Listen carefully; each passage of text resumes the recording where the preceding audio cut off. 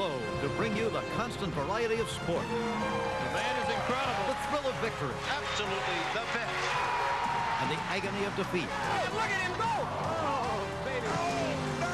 This is ABC's Wide World of Sports. Numbers are an integral part of every race. Miles an hour, tenths of a second, RPMs, PSIs. Racing relies on numbers. This season in 3 races, Paul Tracy has 3 podiums. Jimmy Vasser drove his Toyota to 4th in Miami, 3rd in Long Beach, 2nd in Rio. Could Motegi be Toyota's first win? Rookie Alex Tagliani is excellent but youthful. Tag led 8 laps in Miami and 76 at Rio, but mistakes cost him 2 victories. Adrian Fernandez has 6 career wins, 4 coming outside of the U.S. He won 2 weeks ago in Rio and won both races at Motegi. Today, 24 drivers will battle for 201 laps, but only one number matters. Downtown Tokyo, Japan. Today, the CART FedEx Championship Series flies into Motegi about 2 hours north from Tokyo for the CART Japan 500, where there is a great deal of news to report. Michael Andretti and Newman Haas Racing was stripped of $17,500 of prize money and 4 race points for this pit incident at Rio on April 30th. Ventman Todd Tice suffered a fractured ankle and leg when struck during a pit stop. The timing of Chief Steward Kirk Russell's decision left Andretti a bit frustrated. It's a tough one because we were penalized in the race for it, and then to be double penalized, you know, after 2 weeks later, it just was very disappointing. When people are working as hard as they are to be as competitive as they have to be in this series, we have to be able to review each situation. We got to do something about the pits, you know. We got to do somehow. They got to figure out a way of making sure the guys are clear before you can go, you know, some sort of procedure that everybody has to do. We're going back again and looking at the suggestions that were put on the table a year ago. We're also looking at some different equipment. That equipment would include single point refueling and venting. There is no set time frame of when these possible changes may occur. Russell has said, however, if a crew member is injured to the point that he needs medical attention resulting from being hit by a car on pit road, the team will be disqualified. Now for the stories on today's race. Here's Gary Gerald. Paul, we've got the makings of a tremendous battle right in the front row with 2 of the dynamic young chargers of this series. Juan Montoya, defending series champion, earned only his 2nd championship point of the year by getting the pole position. But to get that precious point, he had to withstand a dramatic last gas challenge by newcomer Kenny Breck.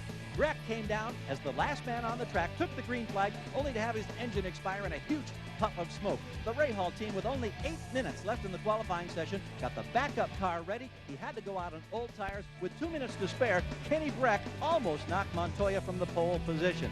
So now Breck, with his best start, first time in the CART Series to start from the front row, goes after a great finish, and Montoya looks for his first finish of the year to get back on championship track. Let's go to Jan Beekes.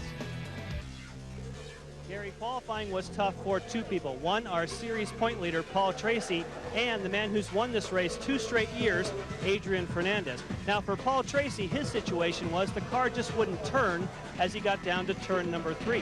For Adrian Fernandez, the situation was very unique. There is a small piece of bodywork that feeds air to the turbocharger. That shifted, cut off the air supply, and robbed him of somewhere near 100 horsepower. But you know, starting at the back may not be bad this season. The reason is the average starting position this year for a winner is 15th, exactly where Adrian Fernandez is starting. Paul?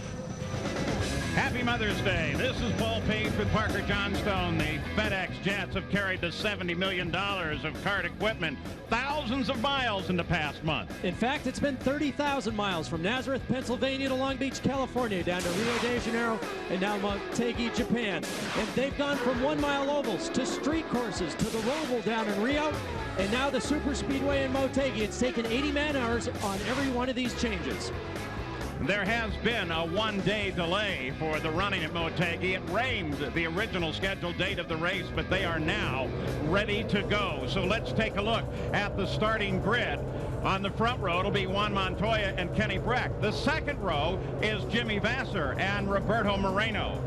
In row 3, Gil de Ferran and Christian Fittipaldi. In the fourth row, Mauricio Guzman and Michael Andretti. In row 5, Tony Kanaan, and Alex Tagliani.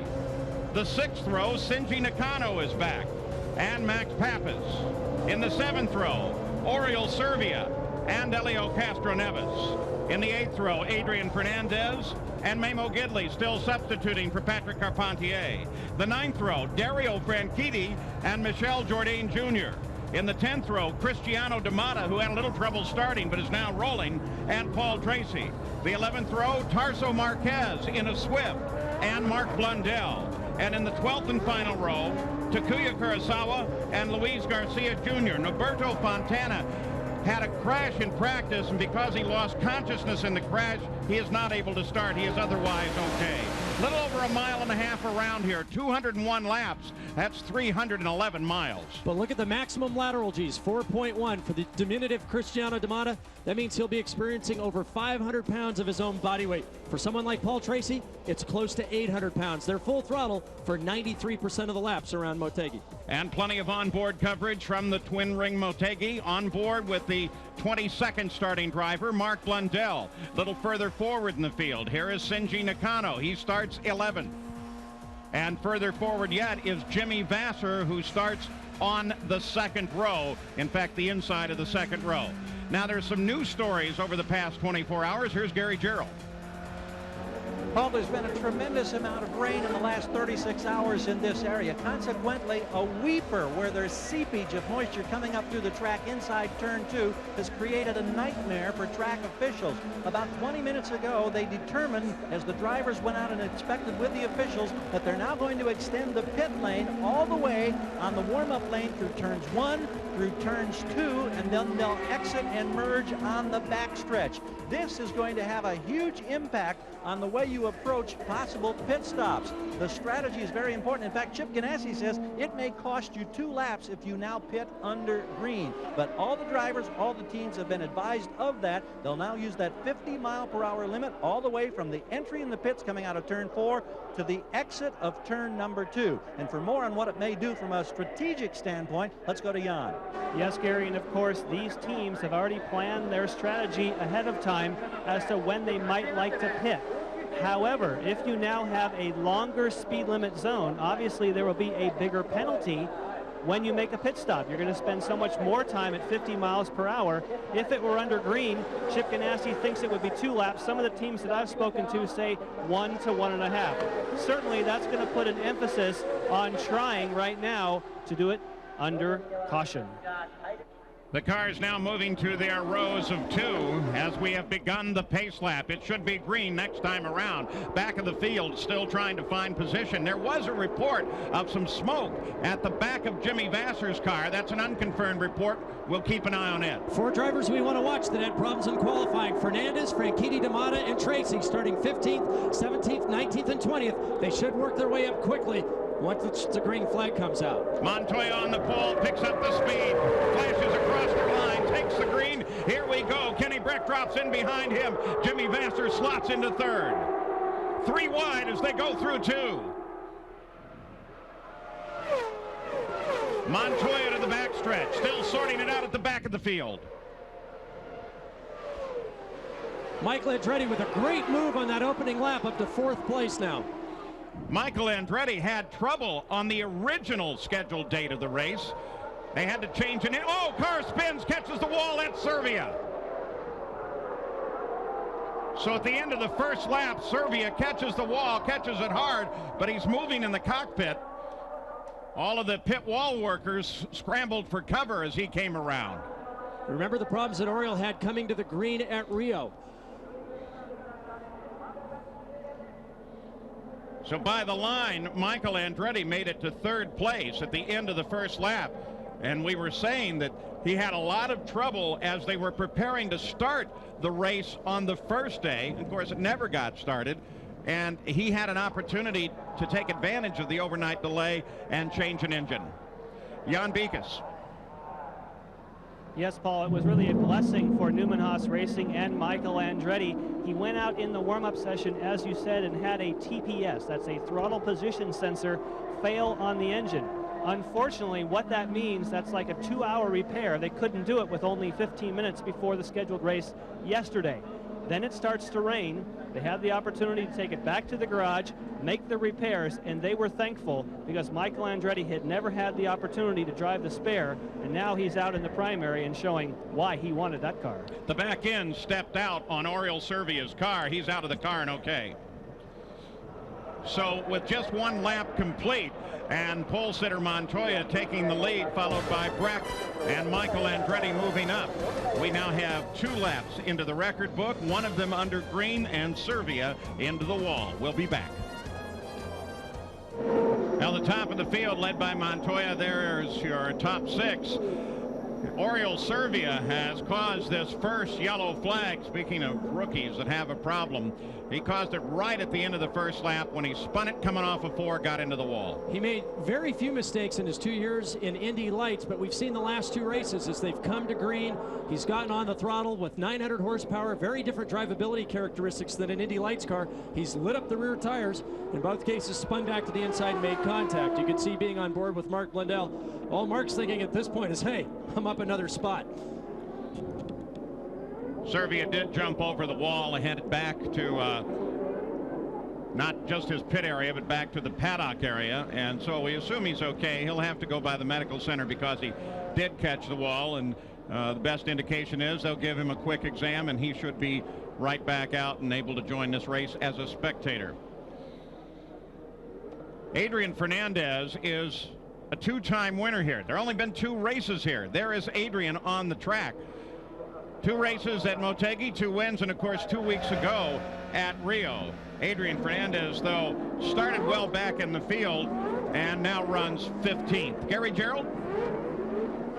Quick update regarding Juan Montoya. The problems that he had 2 weeks ago in Rio de Janeiro related to a throttle cable that broke. That was a piece that had less than 100 miles on it. Normally, that's a piece that'll get up to about 4,000 miles before they anticipate any kind of a problem. But Rob Hill and Juan were joking about it, said it's replaced. They don't think it'll be any further problem this weekend here in Japan. Thus far, it has not. And incidentally, we mentioned Rob Hill. He found out just as the cars were pulling away after firing their engines that his wife, Casey, within the hour in Indianapolis, delivered a baby boy. Let's go to Jan.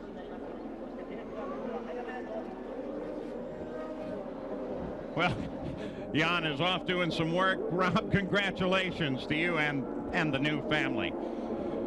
Guys making moves on that start in that first lap. We mentioned Andretti 8th to 3rd, Pappas 12th to 9th, and Castro Neves 14th to 11th. We're ready to go green again. 6 laps are complete. They start on 8.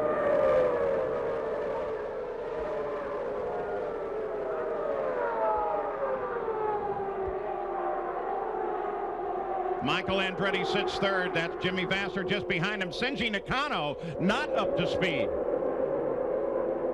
Well, the whole field having to split him. Fernandez almost gets pinched to the wall. D'Amata comes down, puts it 3 wide.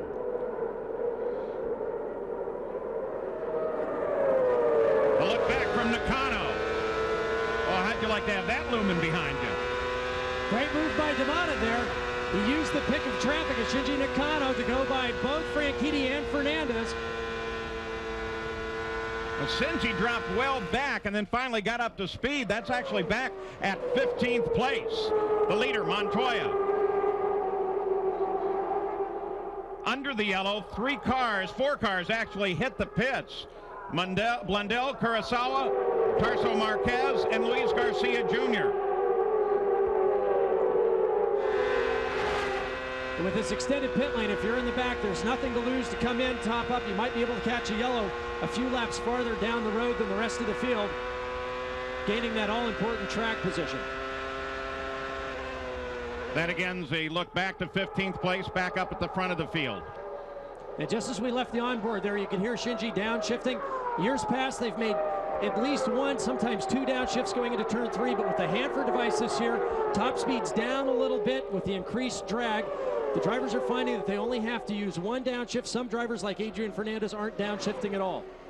Michael closes on Breck.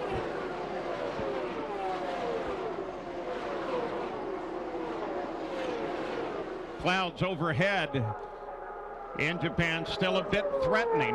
Possibility of rain might prematurely end this race. So all of those strategies are very important now. In the opening laps of this race, though, we've seen what we've seen at almost every race this year. Montoya going away, but keep in mind his teammate here, just in 4th place, just passing the screen there. Jimmy Vasser has finished 4th, 3rd, and 2nd. Has always managed to bring the car home. Montoya at this point, the only points he has is from qualifying on the pole twice now, and always runs into mechanical problems. Vasser is inching forward on the 6 car of Andretti. Moreno just behind Vasser.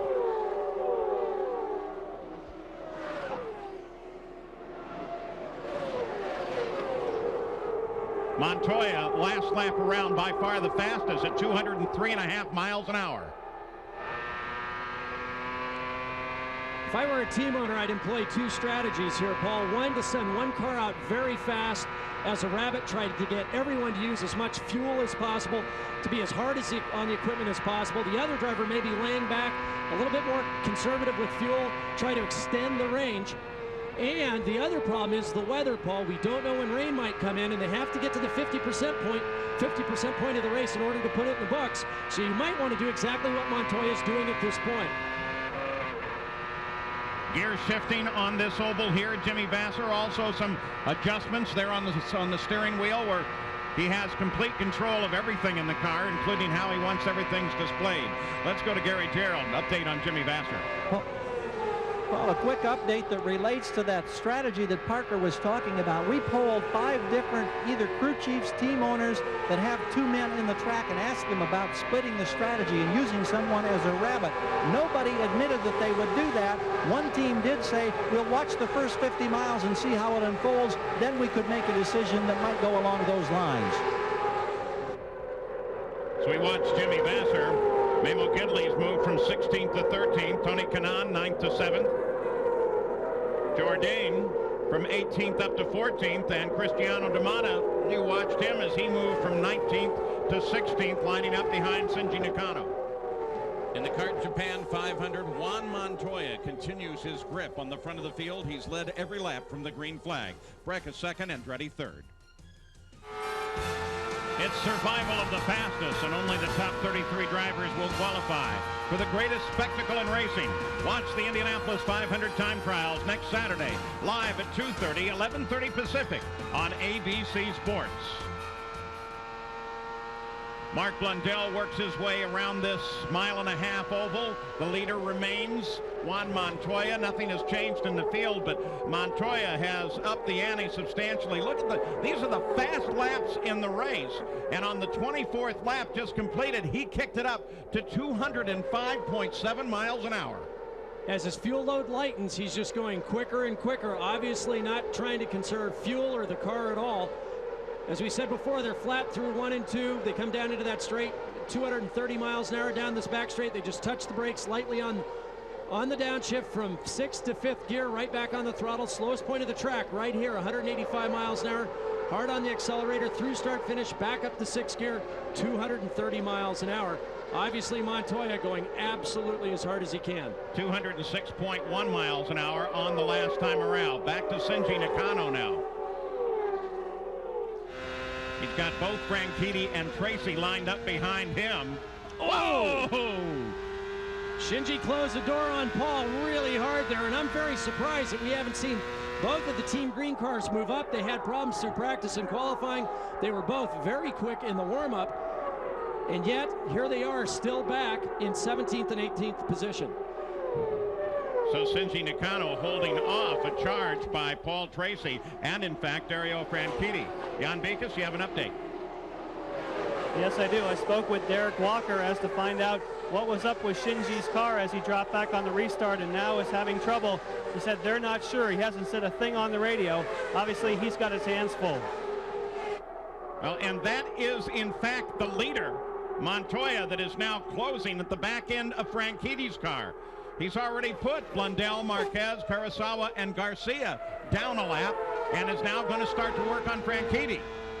Here comes Tracy again, looking for room on the inside. from a driver's position, I mean, obviously we've got this fight going on for 17th place between Shinji, Tracy, and Franchitti, but at the same time, they can't afford to go a lap down so early in the race. But you can see, look at Montoya working on Franchitti. It's only going to be another lap or two before he sets up Dario and figures out how to get by. It'll be Montoya's first serious opposition as he tries to come through the pack. What an incredible story this would be for Toyota if, in fact, Montoya, or Jimmy Vasser for that matter, can carry the Target Chip Ganassi team forward to a victory here. Toyota has yet to score one, and this track is the design and dream of the Honda Motor Car Company. So for Toyota to score a win in Japan and score it at this track would be a remarkable victory. And right now, Montoya's got his sights on 3 Honda-powered cars. The Honda-powered drivers have been complaining of lack of horsepower this weekend. They came out with new motors installed just for the race. You saw the yellow light flash on as they came across the line. Race control says that this is for debris on the track. No indication where or what just yet, but it does slow everyone down. Now they're saying in turn 3, there's also the course condition flag out. And part of the concern here today is the fact that it rained very, very hard, and they've had some water build up down on the inside of the backstretch all the way from turn 1 through the end of the backstretch, hence the change in the extension of the pit speed limit. And we can see everybody's lined up for pit stops. As soon as they open the pits, I would expect everyone to dive in at this point, especially considering that they can't do this in 3 stops unless there's an inordinate amount of yellows. We saw Adrian Fernandez just sneak it out last year and nearly ran out of fuel as he took the checkered flag. So all these drivers are planning on 4 stops. And I would imagine here on the next lap around, as soon as they give them the green sign for pits open, they'll all be diving in. Kart safety getting the track clear as fast as they can, but the pits will open and the field will head in, not on this lap, but most likely on the ensuing lap. Huge break for Team Green, also for Nakano, just about being overhauled by Montoya. This is exactly what you hope will happen, so you can work on your car, make some adjustments, get back out on the track, and get that leader off your back from potentially putting you a lap down and out of the race, especially considering how early it is with so many laps to go. The focus now shifts to the crews. When we return, most of this field should head for the pits. We'll be back. With 34 laps complete, you can see that all up and down pit road they anticipate a stop, and in fact it looks like all but the 4 cars we mentioned are going to head into the pit area. Great view from high above the twin ring Motegi as Montoya brings the field in, followed by Breck. Michael Andretti sits there in 3rd. Jan Bikas? Yes, the team is set up, and of course, Paul, this must be the most nervous team on pit road after the penalty that was just levied to Michael Andretti. They are expecting to make a front wing change, adding 1 turn. The key here, of course, is the fuel and the vents. Tires are on. Everybody's clear. Michael's underway. Gary? And just as he leaves, Montoya gets in. This is the first stop under green flag, well actually not green flag, but full race conditions for this team this year. And it is a brilliant stop, under 10 seconds. He leads the parade. Vasser and Andretti battling for position as they leave the pit exit, and I think Jimmy Vasser may have gotten the 2nd spot. It did in fact look like Vasser got a nose just ahead of Andretti, and he consolidates that position as they head off. Now remember, once again, it's the first time we're going to see it.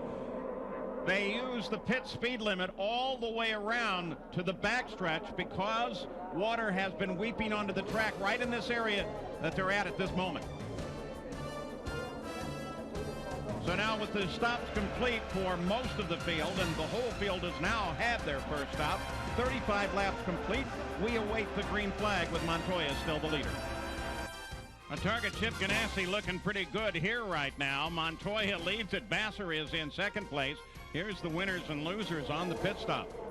And you know, the big question I had, Paul, as we watched Michael Andretti try to snooker Kenny Breck on the way in, he actually got a nose in front of him. He came off the pit speed limiter, then got back on it as they crossed that first pit line. So the question is, under full course yellow, was that a pass in the pits or not?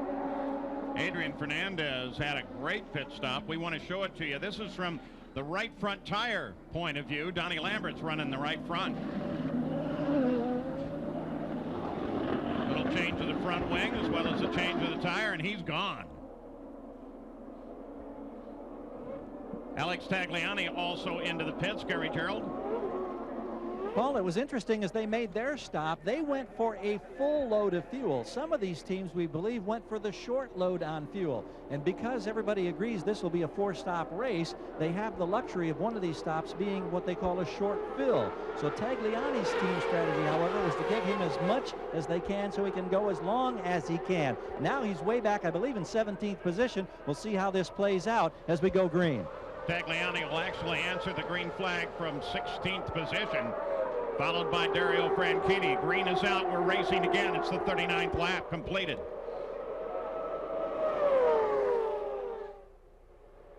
And these two Toyotas tried something new for qualifying. They ran an open exhaust on the right side instead of having the typical crossover pipe to the turbos. And on the left side, they ran a very, very large turbo. Now, the reason they did that is to try to get rid of some of the restriction from the exhaust system. They said it gave them about 10 more horsepower, but it was a qualifying only setup. Because of the enormous turbo lag that would occur if you were on and off the throttle a lot trying to get through traffic in the race, it just wouldn't be practical. But it put the Chip Ganassi guys right at the front, first and third for this race. Another front row start for Toyota, which is now a new record for kart engine manufacturers. Going back to Fontana last year, this was their 6th front row starting position in a row.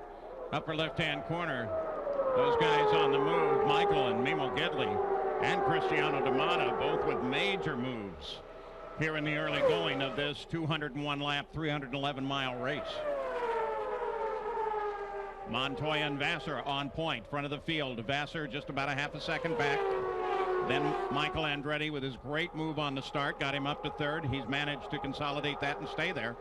Biggest change was Kenny Breck falling backwards, and this man, Jimmy Vassar, able to get up into second place on the stops.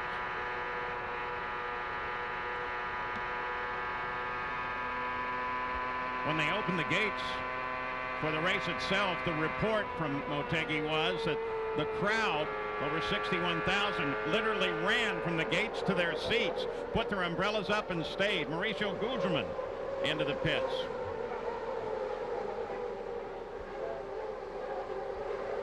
Mauricio had fallen the lap behind the race, and now as they take the rear cowling loose, looks like a pretty serious stop for Big Mo. Now we should mention they do limit the size of the crowd at Motegi because of the limited access for transportation in and out of the circuit through this farming community. But the fans, some of the most enthusiastic you'll find, some of the most respectful you'll find anywhere on the circuit. The drivers had an hour-and-a-half open autograph session yesterday. Crowd stayed until 6 p.m. trying to gather all the drivers' signatures. They had to put up signs saying that the posters, the souvenir cards were all free, otherwise they wouldn't take them. You saw Luis Garcia Jr.'s car in the pits too. He is, well, they think that they're going to try to work on the car. They're scoring him 27 laps behind the lead, but that looks like a hopeless endeavor as well. Back at the front, Montoya, Vassar, Andretti.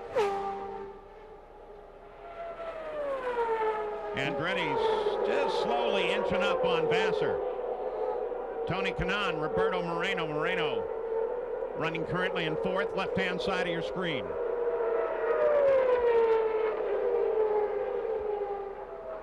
Kenny Breck now closes that battle.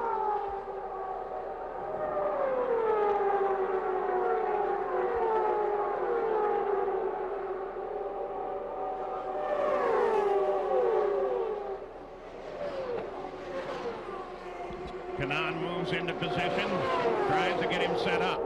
You can see the cars jump in the back. As they enter turn 3, there's a big bump there. And as we follow these cars, you'll see the back end move. There's a series of small bumps in the middle of 1 and 2. Right here, watch the back of the cars. And now as they come down into turn 3, watch the back of the car jump just as they turn in, coming off this back straightaway. Moreno and Kanaan battle for 4th place. It's Toyota, Ford, Montoya, Vassar, Andretti at the front of the field in the kart Japan 500. We'll be right back. Nothing has changed since we left you. There are the top 6 in the order. Mauricio Guzman, though, is out of the car, out of the race, and with Jan Bikas. Yeah, that's right, Paul. And Mauricio, what was the problem with your car? Looks like we broke primary, the exhaust system, because after this stop under the yellow, when I took off, the power was down, and I could hear a different noise from the engine. So the boost was also down, so I'm pretty sure the exhaust system broke. Now, I know that you were in on the decision as far as extending the pit road speed limit. Are you happy with that resolution that they came up with? Very happy. That was the best compromise. We really wanted to put this show for these fans that are so supported over here, and we're having a safe race, so CAR did a good job on that. Thank you.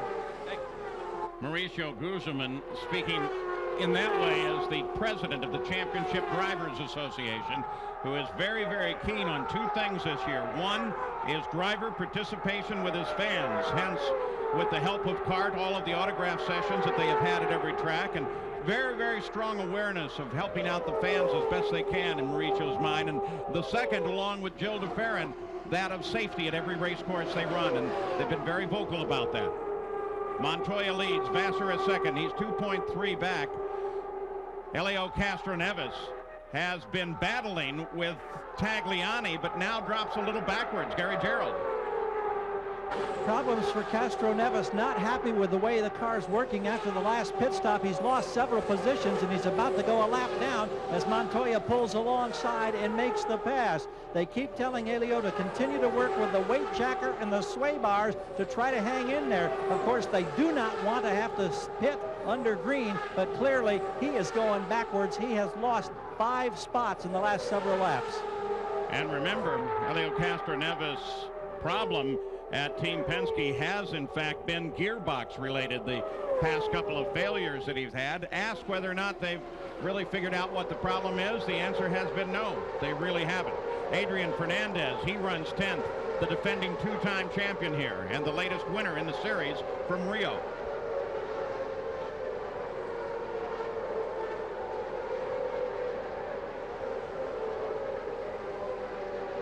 Fernandez now comes up behind Kurosawa to work on some traffic.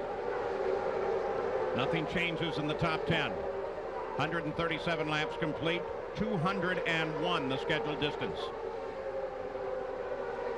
Not a move for position, but it puts Kurosawa a lap down. Kurosawa's dropped well back in the field, by the way. He currently is 7 laps behind the lead, running 21st. Now he lines up taking a look at D'Amata. Pappas on D'Amata for 11th place. Big variance in lap times now from lap to lap as the leaders work their way through traffic. We're seeing laps anywhere between 205 miles an hour between Vassar and Montoya, all the way down to 198, 197, as some drivers are getting a better break than others trying to get through this traffic. And with this Hanford device putting up this big blank sheet of air behind these cars, it's like coming up behind a tractor trailer rig on the freeway. If you can get the guy in front of you caught in traffic just a little bit, it's very easy to suck up in his draft, take advantage of that pick, and pick up a position or 2. Well, D'Amata has Pappas right behind him. Just behind Pappas is the Team Green drivers, Tracy and then Franchitti. Back at the front, Montoya stretches his lead out now almost 3 seconds over his teammate Jimmy Vassar. And with this traffic, that interval's gone down to just at a second. Now it's at 2.9. But they both pulled away almost 2.5 seconds in the last few laps from Michael Andretti, who's now a total of 9.1 seconds back in Montoya. And so Michael has dropped well back. Jan Bikas. Yes, for Michael Andretti, I just spoke with the team and asked if he liked the change they had made to the car on the front wing. He said, yes, the car is improved, and they are going to go with one more turn of front wing on the next pit stop. They did not have a reason for him now starting to fall back somewhat. And on that last lap, Montoya and Vassar have pulled out another second on Michael Andretti. They're adding front wing to the car. Obviously, Michael's got some push. This is exactly the opposite of the problem that we saw with Helio Castroneves earlier, who's been battling oversteer all weekend long. You'll see the difference in the lines. The guys with understeer will keep the cars right down against the white line here as they go through the corners, as we see Michael doing. The guys with a car with the back end trying to step out, they'll be running middle to high, trying to put as little steering into the car as possible so that the back end doesn't swing around on them. Back from 16th place, Nakano to Montoya, as Montoya comes up to put Shinji a lap down. Moreno and Kanan are back working on one another again for 4th place. And you'll see the line difference here. Shinji's been running about the middle of the road, which is exactly what Montoya wants, because that gives him clean air to run down on the low line, which is exactly what he did.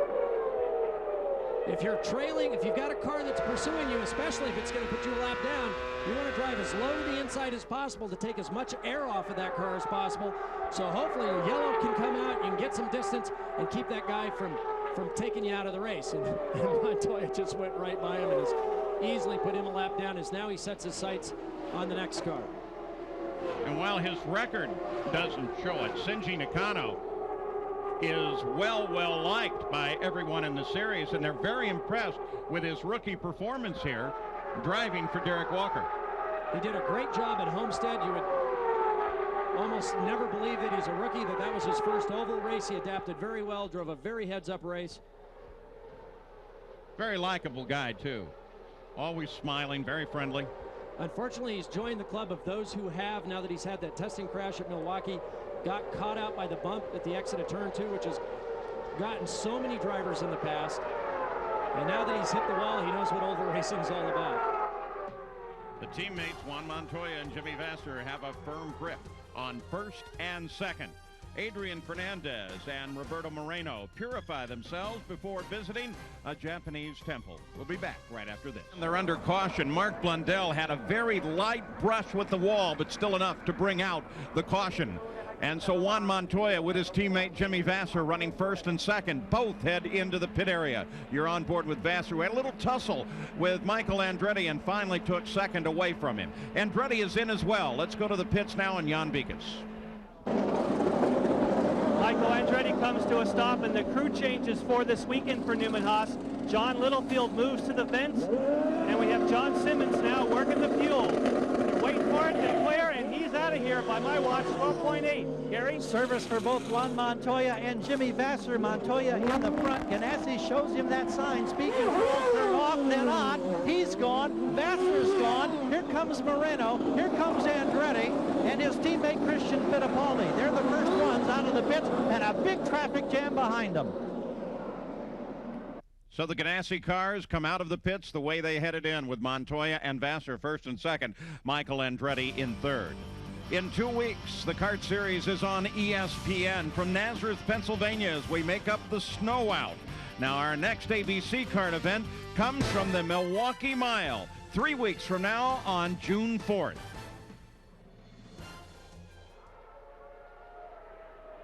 It just taken the green flag. Restart comes on the 86th lap.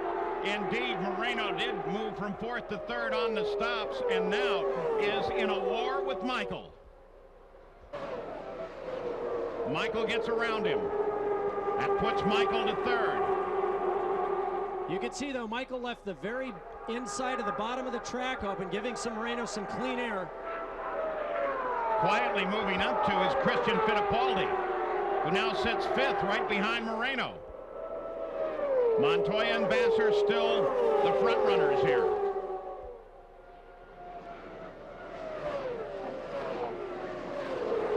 Michael Andretti sits 3rd. Jan Bikas, an update? Yes, they were able to add one more turn of front wing to Michael Andretti, so he may have a car now that's a bit more to his liking.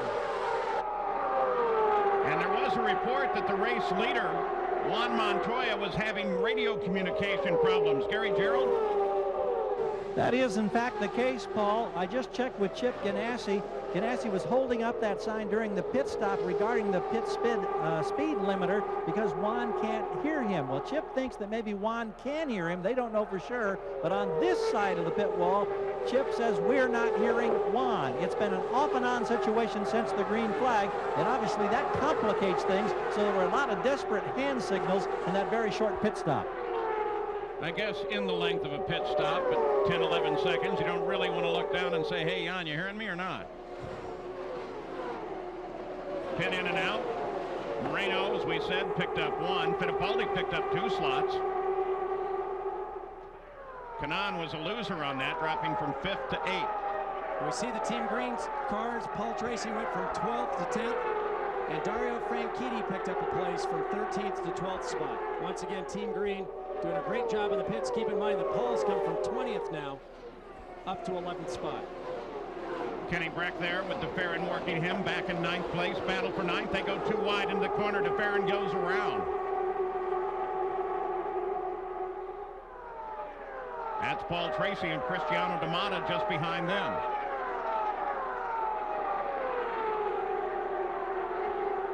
Christian Fittipaldi, that was a great series of stops for Christian. Last stop was very impressive. Jan Vikas? Yes, it was impressive, Paul, and also impressive is the setup on his car, because Michael has been making changes, but for Christian, they've made no chassis changes to this car since the start of the race. Paul Tracy works on Kenny Breck. Then D'Amata, then Max Pappas.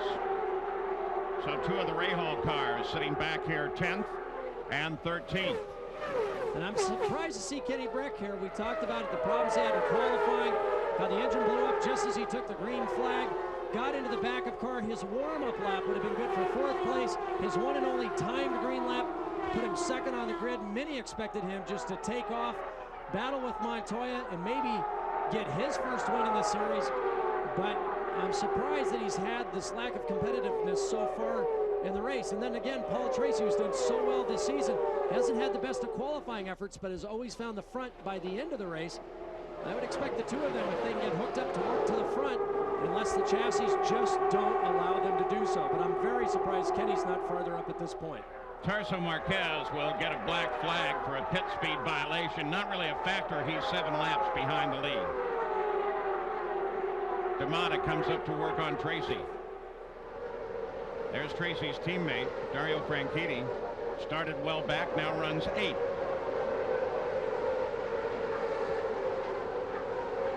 The season has not yet taken on any kind of composition that gives us any prediction to the championship.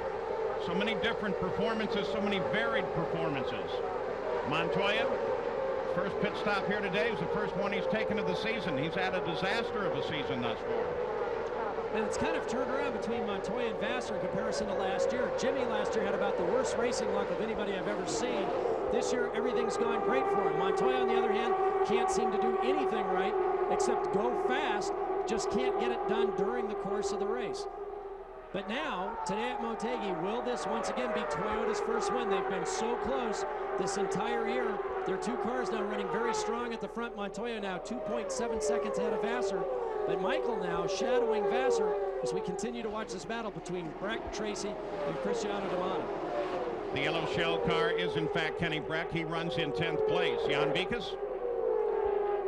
Yes, and unfortunately for Kenny, he has lost a weight jacker. And that's why they say he has lost some positions, because after a pit stop, oftentimes the drivers use the weight jacker until the tires come up to temperature to change the handling of the car. He is not able to do that. The only changes they can make to the handling now will be during pit stops. Parker, how critical is that? Well, it depends how close the balance of the car is. The drivers can adjust the front and rear anti-roll bar, and the weight jacker is kind of the big band-aid if things aren't going right. And what they do is they simply are transferring weight diagonally across the chassis. So if the front end is a little too snappy, the back end's trying to step out, you simply lift the front, transfer more weight onto the rear, or vice versa if you're having problems with the front of the car. So if that's not working, depending on where it got stuck, he may not be able to get that adjustment completely out of the car with the anti-roll bars, and then the only thing they can do during the pit stops are tire pressure and wing adjustments. But it's a whole series of things that have to be working right to get the car the way the driver needs it to be to do a lap here in traffic as well as alone. And with the speed that Kenny's shown, he was the quickest car right off the beginning of the first practice session. And keep in mind, he's never been here before. They've had bad luck on the opening days of practice all year long. This was the first time things had gone right. Then they had the problem in qualifying, but he's been so quick. I'm very surprised that this little problem in the grand scheme of things is keeping him back. You got a glimpse of a battle between Mimo Gidley and Tony Kanaan. There's Kenny Breck. He sits 10th again. Coverage being provided by Japanese television here. Montoya is still the leader. Vassar is still second. Gary Gerald. Quick update on Adrian Fernandez, the man who has won the 2 previous events here at Twin Ring Motegi. Right now, he appears to be no factor in 15th, but we just monitored a very interesting radio conversation. They told him to make the distance in 1 more stop. In other words, a 3-stop race. He would have to get 2.65 miles per gallon. Most everybody concedes that they can only go to about 2.25 miles per gallon on the norm. If, in fact, Adrian could pull it off like he did last year, he was the only man to make it in 3 stops. He won and ran out of fuel on the cool-down lap. Could they be thinking the same thing? Could history repeat itself once again? It may be way too early to know, but we're now past the midpoint of this race, and if weather becomes a factor, it could be terminated at any time. Let's go to Jan. And Gary, the reason that Adrian Fernandez went from 10th to 15th place was because they had a problem during their pit stop. 2 of the wheel nuts fell out of the guns. So they lost 5 spots on pit road. But as you say, they're very confident about his fuel economy, saying they can go 5 laps farther than anybody else in the field. Of course, you try not to lose the wheel nut out of the barrel of the gun when you pull the tire off. You do carry spares attached to your belt, but if you have to reach down for them, that's not good. We've just completed the 103rd lap, so we are beyond the halfway point. Should there be any kind of weather condition, it is at least a legal race at this point. Now, normally Gary Gerald gets us up to speed on weather conditions and what may in fact be happening. Gary, what do you think? Well, right now, Paul, it's the best we've seen in the last 48 hours in this part of Japan. There are still many breaks. There are some areas of blue skies, a lot of puffy cumulus clouds that could build. But since we're past the halfway point, I think we're basically home free. So with 97 laps to go and a good weather report from Gary Gerald, Juan Montoya has led every lap and therefore picks up the 1 point for leading the most laps in this event to add to his single point for his pole position. So now very slowly Montoya begins to accumulate points, but he is way behind in the championship. Back at the Kart Japan 500, you want to keep track of Target Chip Ganassi and Montoya and Vassar. In fact, Eric Walker racing with Sarah Fisher at the Indy 500. Well, ESPN and ESPN2 will bring you all the action from the Indianapolis Motor Speedway leading up to pole day. Check out the Indy 500 daily reports this week, Monday through Friday, live at 5 Eastern on ESPN2. For more, log on to ESPN.com, part of Go Network, go.com. The Budweiser Hard Charger Award, Luis Garcia Jr. and Mark Blundell make their marks onto the award now. Nothing has changed since we left you. Mark Blundell is still struggling and has been falling well behind the race. He's now 5 laps behind the lead. Montoya is the leader, followed by Jimmy Vassar. Jimmy's now 3 seconds back behind his teammate. Then Andretti, Moreno, Fittipaldi. After 118 laps, Montoya's led all the way. We've had 3 cautions. Only one of them involved a serious contact with the wall. That was the first one at the end of lap 1 with Oriol Servia. Took him out of the race as he backed it into the wall, but he is okay. Second yellow came out for debris. The third was when Mark Blundell brushed the wall, but apparently did no serious damage to the car, though obviously it is not handling to his liking, keeping him 5 laps back. Watching a great run here by Mimo Gidley, Tony Kanaan, and Dario Franchitti. Mimo Gidley, this is the first time really that he's run with these super speedway wings. He got some oval experience at Rio, but certainly that doesn't match the super speedway environment. He's up to 6th place. His players team has made a couple of great pit stops, but Mimo's driving a tremendous race, substituting for Patrick Carpentier. Carpentier had expected to be back by this race, but the doctor said no, the broken wrist needs to heal a little bit more before we put you back in the race car. And Gidley has done exactly what he is needed to do. No mistakes, nice and clean, keeping the car in there, keeping it in the fight.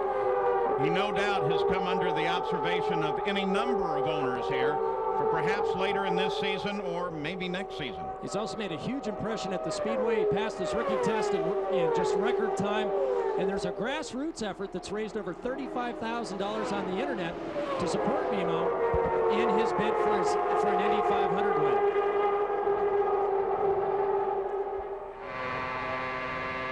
Jimmy Vasser, second place, now just under a second, as his teammate Montoya begins to close on traffic.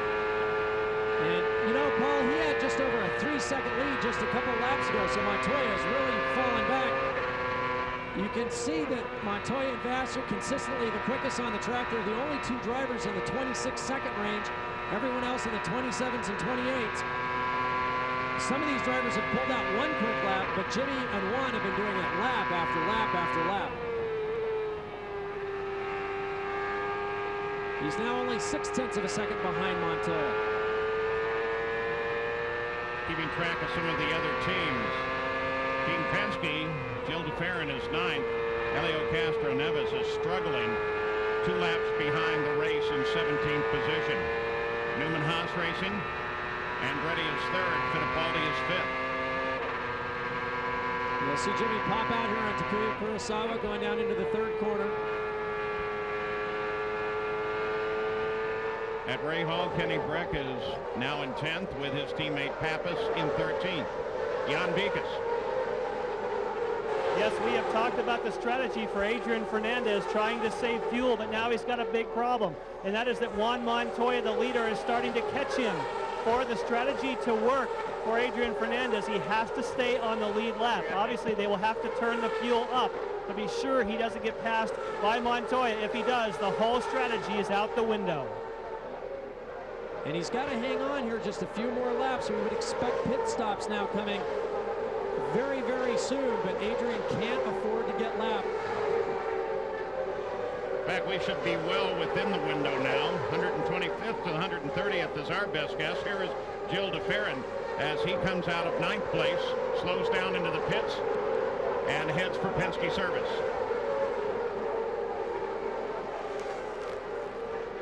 Remainder of the field stays out. Leaders should be able to go at least 3 more laps without having to stop.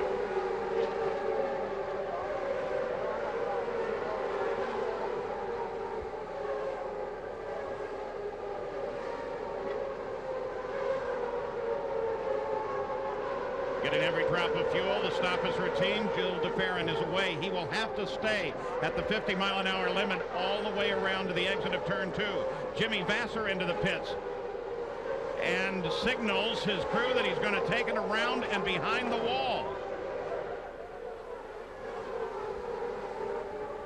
That came totally without warning. What a surprise. Car's still under power.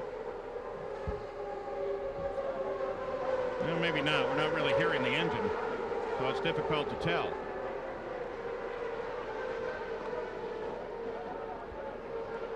Oh, Jimmy Vasser came through the pits as DeFerrin was making his stop. Now you see some display of some light vapor at the back of the engine. That's not uncommon. You have a very hot engine there. It's not necessarily a sign that there is an issue in the engine room. Jan Beekes.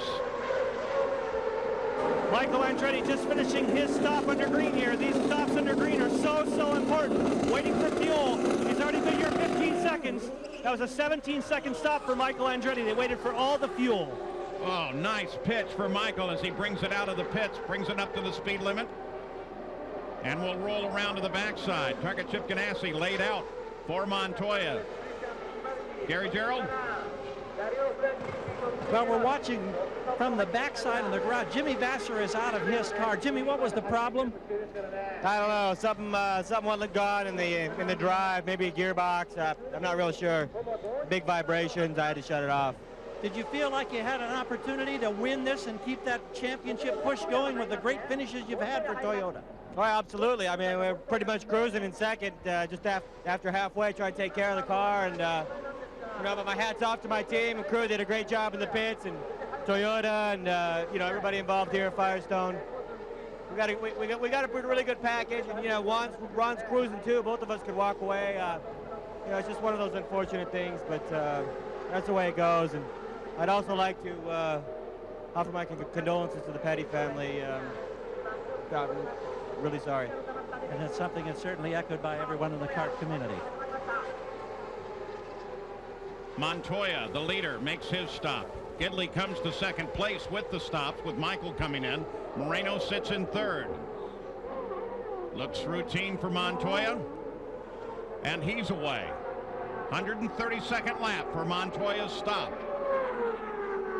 And for the first time in this run, the name Montoya will not be at the top of the order. Mimo Gidley could have picked up the lead, but he comes in for service as well. Adrian Fernandez will pick up the lead.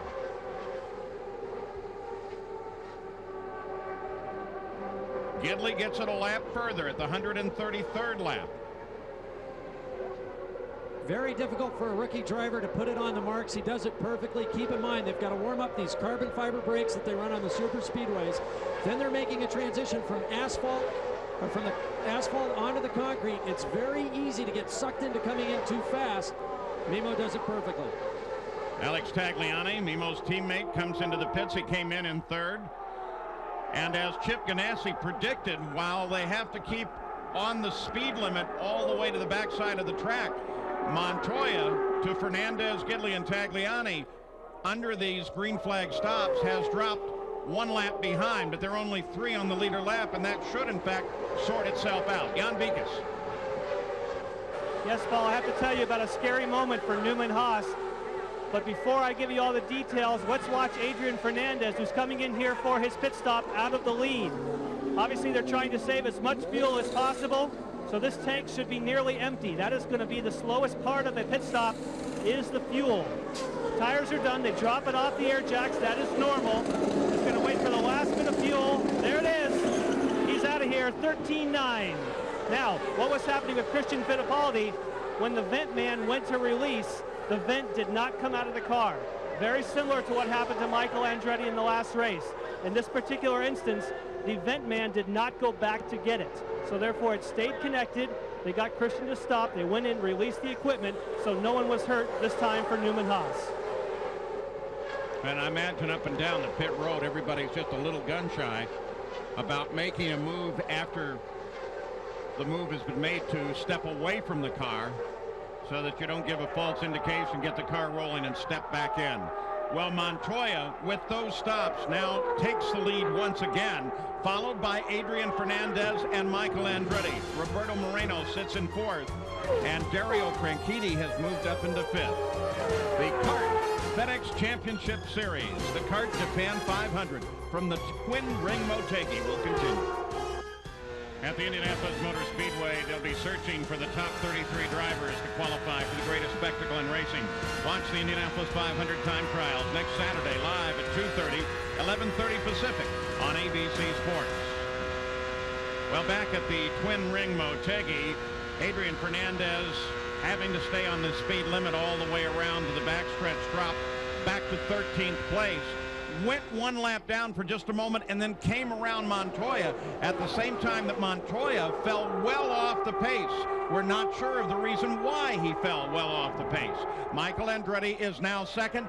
Dario Franchitti is a very impressive 3rd, considering how far back he started in this field. He moved on the pit stop from 7th to 3rd place. Cristiano D'Amato was able to move from 11th to 6th on the last stop, and Mimo Gidley got caught. He went from 5th back to 12th. Now let's go to Gary Gerald. Quick update on that Montoya situation. We checked with Chip Ganassi, realizing that he'd lost about 3 seconds on that lap. And Chip said, for whatever reason, he downshifted twice. Then he shrugged his shoulders as if to indicate he did not know why. It now appears, however, that Montoya is back up to speed and everything appears to be okay. We want to show you the winners and losers on the last pit stop. There is Chip Ganassi, owner, of course, of Target Chip Ganassi Racing. Gidley, the big loser on that one. That's too bad because he'd given the car a great ride to that point. And to give credit where credit is due, as Jimmy Vasser started to pull off the course, in fact, a little before that, Parker Johnstone was already writing the word gearbox down in regard to Jimmy Vasser's car. You heard something in the car, right, Parker? Well, when we were riding along with Jimmy, listening to the onboard audio, every time he made the upshift coming down the pit straight from 5th to 6th gear, you could hear the whole car shudder. Remember, they don't lift off the throttle. It just automatically cuts off as they upshift, and that should be seamless. It should be very, very smooth. It sounded like the timing was just a little bit off putting a lot of load into the gearbox, and that's why I wrote it down. Unfortunately, I couldn't get it out before Jimmy got the helmet off in the interview with Gary Gerald. A great diagnosis by Parker Johnstone. Montoya, Andretti, Franchitti, Moreno, Fittipaldi. Those are the top 5. But Montoya has nearly a 10-second lead over the rest of the field. Now, Takuya Kurosawa had his problems on his stop. Jan Bikas, can you give us the update? Yes, he did. It appears that he had a soft brake pedal. He came into the pits, and in fact, he did strike a crew member. The crew member has been taken back to the safety center where they're going to find out whether he is injured. Currently, he has been given a stop-and-go penalty, but if they find out that he does, in fact, have an injury, as we talked about at the opening of the show, that could mean a further penalty as much as exclusion for Kurosawa. So Kurosawa coming back onto the racetrack, but he's 22 laps behind the lead. And that's interesting how they are going to address that, because I was wondering if they're going to conceivably disqualify you for an injury, who's going to determine that you're injured? I mean, is that the old I'm fine, despite the blood squirting out of my leg, or is a doctor going to make that? Well, apparently the kart physicians are going to make that call. Now, there are two dangers for the pit crews. The drivers coming in, we talked about it when Memo came in on his pit stop. These carbon fiber brakes, they don't work at all unless you drag the left foot on the brake coming into the pit lane. And making that transition from asphalt to concrete, it's very easy to misjudge your speed, having to go from 230 miles an hour to 50. It's easy to lock up a wheel, come in too hot, and hit someone. 100% a driver mistake.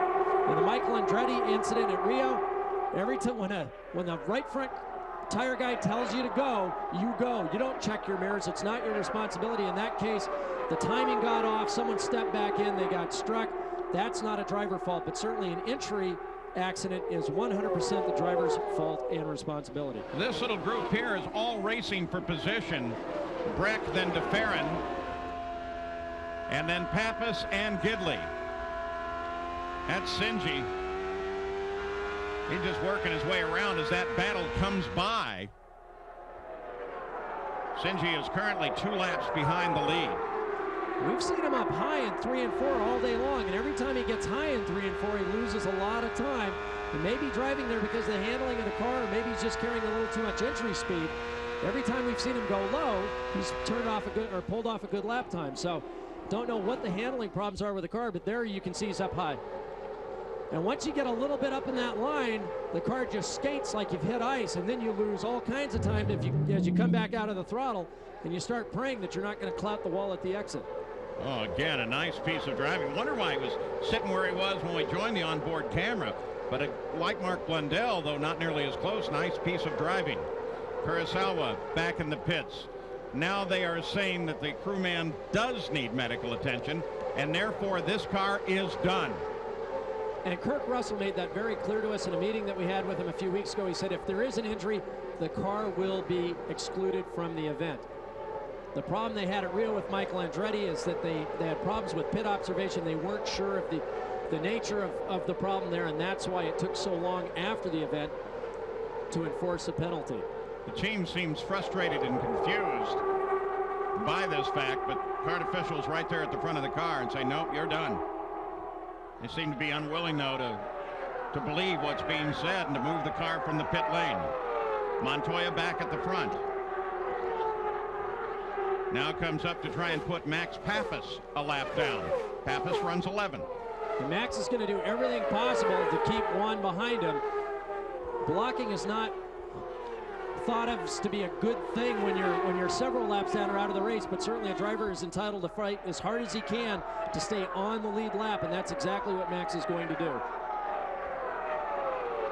Cristiano D'Amata was able to get around Christian Fittipaldi, and that moved him into 5th place. With all the rain here, the countryside of Japan has been wonderfully green as the teams arrive for the Kart Japan 500 at the Twin Ring Motegi. We'll be back. Well, the pictures say it, but maybe the numbers say it best. Look at the comparison, Franchitti Montoya last year to this year. But also consider this. Montoya currently leads. Franchitti currently sits 3rd. Michael Andretti is sandwiched between them in 2nd. Another way to look at it. The top three right now, Montoya, Andretti, Franchitti, together have only scored 7 points thus far this year. The season is very, very real in its changes.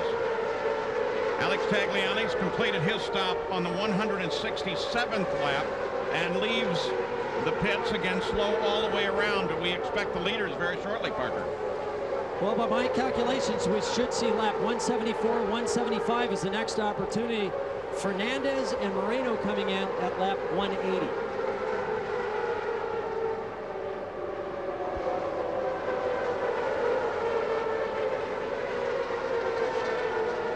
Christian Fittipaldi is fifth as we watch Montoya. He is expected in next time around.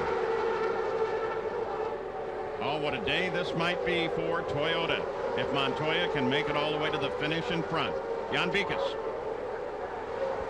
It seems a bit early for Christian Fittipaldi. Remember last time they had a little bit of a miscue during the pit stop. When they went to release the vent hose and the air jacket got stuck. Maybe they did not get all the fuel in.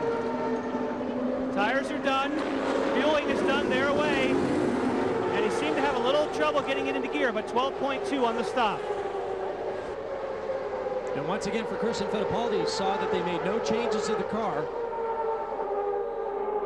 And once again, too, because of the slow comeback, staying on the speed limiter button all the way to the back straightaway, Fittipaldi falls from the top of the order to a lap behind the race. Montoya, when he comes for his stop, which is expected shortly, will come into the pits about 10 seconds ahead of second place Michael Andretti and 16 seconds ahead of Dario Franchitti.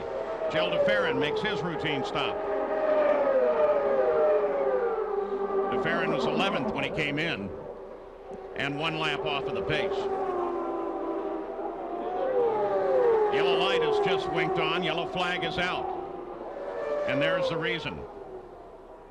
Mark Blundell with trouble again, his second of the day. Pretty precarious place. This is not the direction you want to be facing watching cars come by, because even though you know these guys, they're still going by at 160, 170 miles an hour, even though they know something. Ross, because this thing in traffic was scary. The thing just starts pumping around, and as it jumps up and down and gets unstable, it loses grip, and up you climb. There's nothing you can do.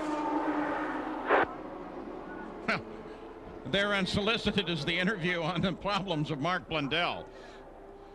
Christian Fittipaldi, he fell back to 14th place on that stop, Jan Bikas. Yes, Paul, when you talk about the thrill of victory and the agony of defeat, you should have seen the Newman Haas crew for Christian Fittipaldi. Right after they finished their stop, we went to yellow, and they know that their chances of winning today are now gone. Just like we said in the opening, if you can pit under yellow, with the huge disadvantage of now today pitting under green with that speed limit, it really is going to cost Christian Fittipaldi. All right, we're going to watch what happened to Mark Blundell to get him here, but the real key factor is here at the 172nd lap out of 201, the yellow comes out. It already cost Fittipaldi greatly. Montoya was the one that came screaming through there, and you saw Christian Fittipaldi down low on the pit road. Well, how is that going to affect the run to the end of the race now, depending on the length of this yellow, Parker? Well, once again, they can get to the green without having any problems with fuel. All the onus will be on the teams to get them serviced just as quickly as possible. We've seen Team Green so successfully in the past get Tracy and Franchitti out of the pits ahead of everybody else. So the races come down to the guys in the pits. Again, here is Mark Blundell. Oh, man. Same deal as before, only about 5 inches too far to the right. He's just up in the gray. The car's not handling well. He's off the throttle, trying to stay off the brake, and there's just nothing you can do. You're just a passenger at that point. 173 laps complete. Jan Bikas. Guys, you're talking about the pit stops. One thing to keep in mind, it is going to come down to the pit crews, but it will also come down to the last time they pitted. If a driver pitted later, he will need less fuel in his car, so therefore he'll spend less time on pit road. A good example would be Adrian Fernandez. Watch him. He was the last one of the top runners to come in onto pit road. Let's go to Gary. And for Juan Montoya, the race leader, Rob Hill cautioning his team, getting their nerves under control. There'll be a man on the wall with a long stick. It looked like to me, if I got the finger signals correctly, 15 gallons of fuel. As soon as the tires are on, that stick will bang on the fueler's shoulder, letting him know that 15 gallons are in. They'll try to get out of here. Remember, he's in the last pit stall, so everything will happen behind him as he tries to protect the lead, and of course, a bid to give Toyota its first Champ Car win. We'll also have to see who Michael plays Andretti will be the first one to come to that stop because he's located more towards pit in. Again, the situation, how much fuel does Michael Andretti need? That's going to be the key factor.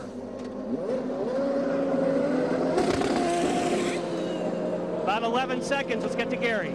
We watch the stick. Montoya indicates he's okay. Off the jacks, rolling 8.5 seconds. He leads everybody out by a huge margin, but of course they'll bunch up under yellow, so the hopes for Andretti, Moreno, and Franchitti, who leaves in 4th position, all still very much alive. Yeah, but Franchitti was the loser on that round of stops. Montoya had them all beat as he came off of his stop and continues slow. Speed limit in effect to the back stretch. Franchitti came in 2nd. Looks like he's leaving the pits in 4th place with 174 laps complete. It's going to be a sprint to the finish. Back at the Kart Japan 500, Juan Montoya, while still under caution, suddenly pulled down onto the pit road and is heading back to the Target Chip Ganassi pits. Gary Gerald. Yeah, Paul, we don't know what this is about. They're waving him now into position. I think that Rob Hill indicated maybe a handling change. He may do a tweak on the front wing. No, nothing to do with the wing. Looking to the back, checking the valve, it appears, and they send him back out. We'll try to clarify what the problem is for Montoya. Boy, that is a mystery. So close to a win. Now, this shows you how competitive the series has become lately. 297 different starts for Toyota. So close to a win today. But you consider when some of those other engines scored their first victory, well, the series wasn't nearly as competitive as it is right now. Gary Gerald? Well, Rob Hill has just come over the wall here, and it was a problem around the valve on the turbocharger. Rob, can you tell us what happened as a result? The electrical lead get knocked loose or something? The pop-up valve is controlled by an electrical lead that regulates the boost. In the pit stop, the air jack line inadvertently got wrapped around the valve. And when they pulled it off, it knocked the lead off. So we had to come back and put it on, otherwise we didn't have any boost. You talk about fluky things that influence the outcome of races. Keep an eye on Montoya now. You know this is going to be one frustrated driving Colombian coming from back up through the field trying to regain what he's lost. And in Montoya's case, frustrated usually is synonymous with fast. In this case, very, very fast. Michael Andretti now has the lead under the caution. Jan. Yes, and the radio communications to Michael, and it's not surprising, is you do not have to save fuel. You have plenty. We watched this pit stop. We knew that they put plenty of fuel in, and that's exactly what Michael wants to hear. So Montoya comes out in 8th place as Michael Andretti starts to pick up the pace. 177 laps of the 201 complete. Everybody's fueled. Everybody should be able to go to the finish. Franchitti rolls hard on Moreno and battles for 2nd place as Michael takes the green flag. Franchitti moves on Moreno, grabs 2nd. Boy, Franchitti timed that one perfectly. He got the momentum just right and was able to move around Roberto Moreno. Cristiano D'Amata sits in 4th. Montoya, we're watching him. Fittipaldi's just behind him. Fittipaldi is 2 laps behind, but Montoya is not charging like we expected. Franchitti now begins to work on the leader. The battle is at the front. Michael Andretti, Dario Franchitti. That's Moreno in 3rd. D'Amata in 4th. Kenny Breck sits back in 5th. He started on the front row. And a win here at Motegi would be huge for Dario Franchitti. He's done well on the ovals. He's just never been able to get to the checkered flag at the front. The wrap is after crashed during spring training at Homestead. They had lost a little bit of edge on the ovals, and that he's a great road racer, a great street racer, but he couldn't do it on the ovals. And now he's going after Michael Andretti with a vengeance. He wants to prove that he can win on any form of the Kart FedEx Series Championship race courses. Montoya around Elio Castroneves as he tries to come forward. That's not a move for position. Montoya is still struggling trying to get up through this field. He is still 8th. Michel Jourdain Jr. sits just ahead of him on the racetrack, but this will not be a pass for position. Now Montoya begins to demonstrate some speed. 20 laps to go. Time is running out. Jan Beekes. Yes, Paul, just talking about the engines. Of course, Montoya has the Toyota power plant, and we know how much emphasis they have put trying to win here in their home country of Japan. Up front, Michael Andretti with a Ford right behind the Honda of Dario Franchitti. Honda has a special power plant that they built in Japan for all their runners this weekend, hoping at their home track they can get that victory. We're going to show you where the engines are positioned right now in the upper left-hand corner of your screen. We talked about the special qualifying motors that Toyota had made for this weekend.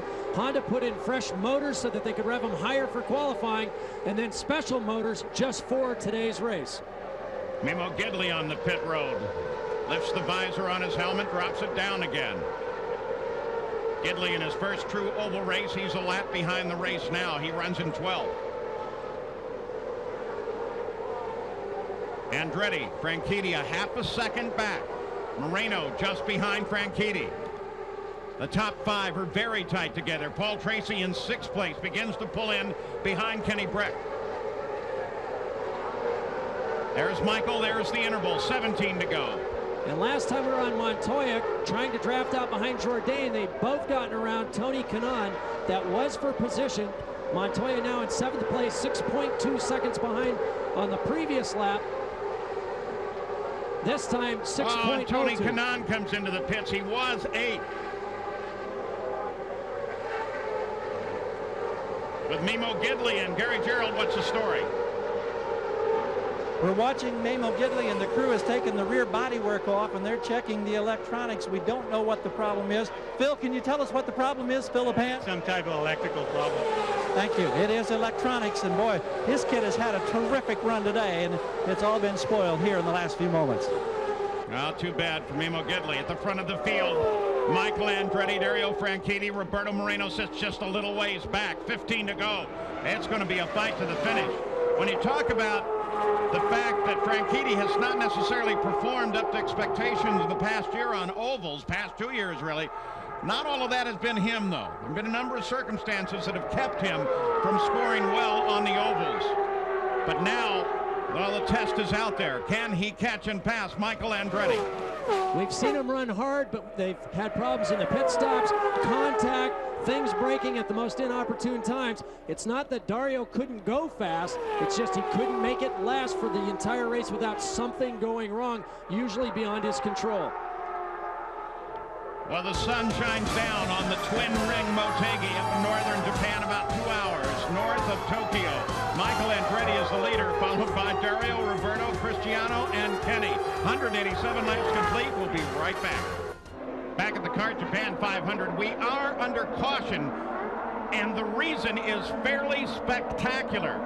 Michael Andretti was leading the race and closing in turn 3 on Tony Kanaan when all of a sudden a big plume of vapor, steam. Michael was able to move offline, but it was Kanaan. You see him down there on the inside of the track. That's why they went to this caution period. They got Kanaan's car off the course. There's what Michael and Dario Franchitti and Roberto Moreno, the top 3, had to deal with. They dealt with it very efficiently, but that's created a caution now with just 5 laps to go to the end of the race. Kanaan was able to get the car stopped over on the front stretch, so we're ready to go green once again. Michael leans him back to the green flag. He gets a good start. Roberto Moreno is now going to work on Franchitti, just as Franchitti worked on him. He tried to get the run that Dario had got, but he couldn't do it. Dario stayed in it, was able to drive down, take the air off his car, and maintain 2nd position. Cristiano D'Amata is just behind Roberto Moreno. Kenny Breck sits back there in 5th place.